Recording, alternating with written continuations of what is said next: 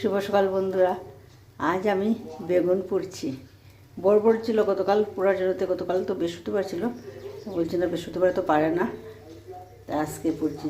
তো বেগুন পোড়া তো সবাই পুড়ে, সাধারণ জিনিস, কিন্তু এটার মধ্যে কী কী দিব সেটা আমি আপনাদেরকে একটু দেখাবো। আর বেগুন পোড়াটা আমাদের সবার খুবই ভালো লাগে, মানে ছেলে খেতে যায় না, কিন্তু আমরা দুজনেই খুব ভালোবাসি আর কি। হাতে তেল নিয়েছি আর এই যে বেগুনের মধ্যে লাগিয়ে দেবো, ঠিক আছে? দিলে ভালো হয়, বেগুনটা সফট হয়, বাকলটা খুলতে সুবিধা হয় আর কি। এই দেখুন, এটা বসিয়ে দিয়েছি। এখন এই যে স্ট্যান্ডটা, ওইটা আমার এক দিদি দিয়েছেন প্লেটের।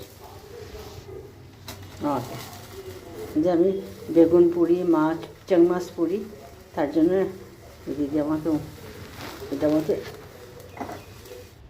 তো এই দেখুন বন্ধুরা, আর এখানে সাথে রেখেছি আদা কুচি, কাঁচা লঙ্কা আর ধনেপাতা।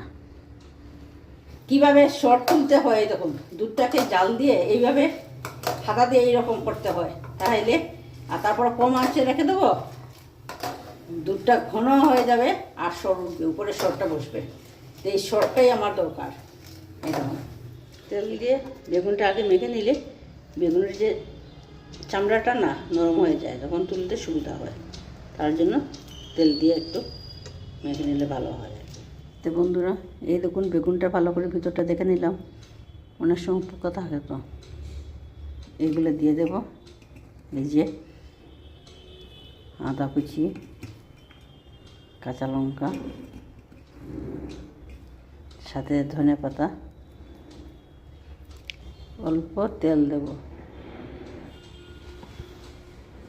অল্প লবণ, আর এই যে বলেছিলাম না, এই যে সর, এইটা হলো স্পেশাল জিনিস, বুঝতে পারছেন? বেগুন পোড়াতে যদি আপনারা সর দেন তাহলে এটা খুব টেস্ট হয়। যে দুধ জাল দিয়েছি, দেখিয়েছি, দুধ তো অল্পই ছিল, যার জন্য বেশি সর উঠেনি, যেটুকু উঠেছে হয়ে যাবে। এই যে এটা আলাদাই স্বাদ, আপনারা এইভাবে একদিন বানিয়ে দেখবেন, গরম ভাতের সাথে খেয়ে দেখবেন, ভীষণ ভীষণ ভালো লাগবে। আমার বাবার খুব প্রিয় ছিল বেগুন পোড়া। তাই আপনারা তো দেখলেন বেগুন পোড়ার রেসিপিটা, একদিন আপনারা বানিয়ে খেয়ে বলবেন কীরকম লাগে। তো বন্ধুরা, আজকে আমি এখানেই শেষ করছি। টাটা।